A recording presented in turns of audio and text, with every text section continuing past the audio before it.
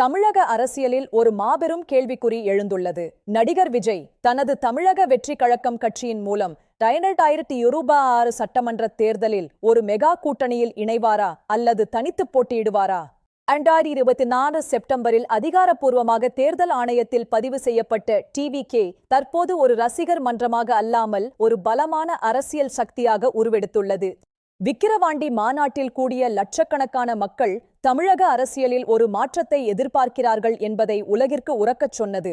ஆனால் விஜய் ஒரு வியூகத்தை வகுத்துள்ளார். பிப்ரவரி 2026 அன்று அவர் தெளிவாக அறிவித்தார், டிவிகே எந்த ஒரு மெகா கூட்டணியிலும் சேராது. திமுக தலைமையிலான இந்தியா கூட்டணியாகட்டும் அல்லது பாஜக தலைமையிலான தேஜக கூட்டணியாகட்டும் இரண்டையும் அவர் நிராகரித்துள்ளார். அவரது இலக்கு தெளிவானது. தமிழகத்தின் 234 தொகுதிகளிலும் தனித்து நின்று மாபெரும் வெற்றியை பெற்று ஆட்சி அமைப்பது.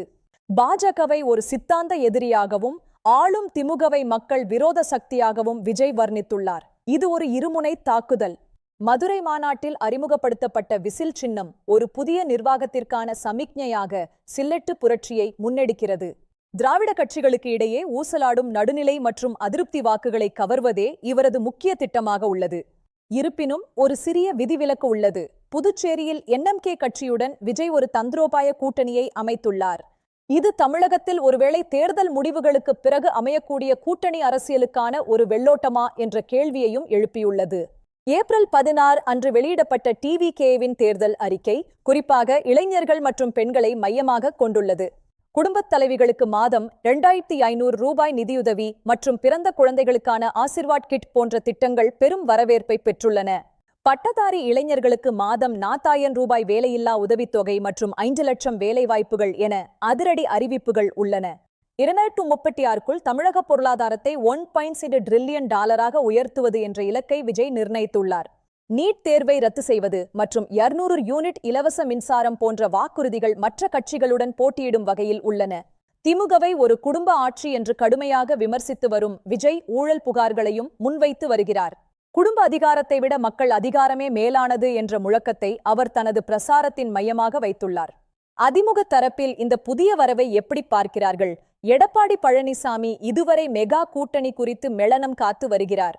ஆனால் அரசியல் நோக்கர்கள் சொல்வது என்னவென்றால் அதிமுக மற்றும் டிவிகே ஆகிய இரு கட்சிகளும் ஒரே அதிருப்தி வாக்கு வங்கியை தான் குறிவைக்கின்றன.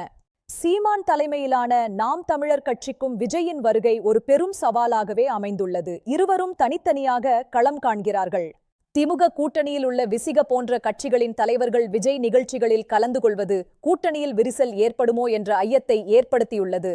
விஜய் பெரம்பூர் மற்றும் திருச்சி கிழக்கு என இரு தொகுதிகளில் போட்டியிடுவது அவரது வெற்றி மீதான நம்பிக்கையை காட்டுகிறது. பெரிய மாநாடுகளை விட வீடு வீடாகச் சென்று மக்களை சந்திப்பதையே விஜய் தனது முக்கிய தேர்தல் உத்தியாக மாற்றியுள்ளார். குடும்பத் தலைவிகள் மற்றும் இளைஞர்களின் ஆதரவு ஒரு குடும்ப அலையாக மாறி தங்களை வெற்றிக்கு இட்டுச் செல்லும் என அவர் நம்புகிறார். ஒருவேளை யாருக்கும் பெரும்பான்மை கிடைக்காத பட்சத்தில் விஜய் ஒரு கிங்மேக்கராக உருவெடுப்பாரா அல்லது மற்றவர்களின் வெற்றியை பாதிக்கும் ஸ்பாய்லராக இருப்பாரா? தனது பிரம்மாண்டமான சினிமா ரசிகர் பலத்தை வெற்றிகரமான வாக்கு பலமாக மாற்றுவதுதான் விஜயின் முன்னுள்ள மிகப்பெரிய சவால். மெகா கூட்டணியில் இணைய மறுப்பது ஒரு மிகப்பெரிய அரசியல் சூதாட்டம். இது அவருக்கு பெயரையும் புகழையும் தருமா அல்லது பின்னடைவை ஏற்படுத்துமா?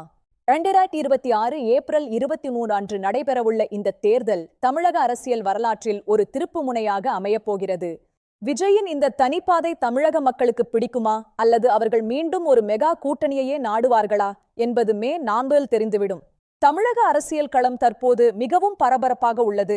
ஒவ்வொரு நகர்வும் மிக முக்கியமானது. மெகா கூட்டணி கனவுகள் தகருமா அல்லது உருவாகுமா? கருத்து கணிப்புகள் ஒரு நெருக்கமான போட்டியையே முன்னறிவிக்கின்றன.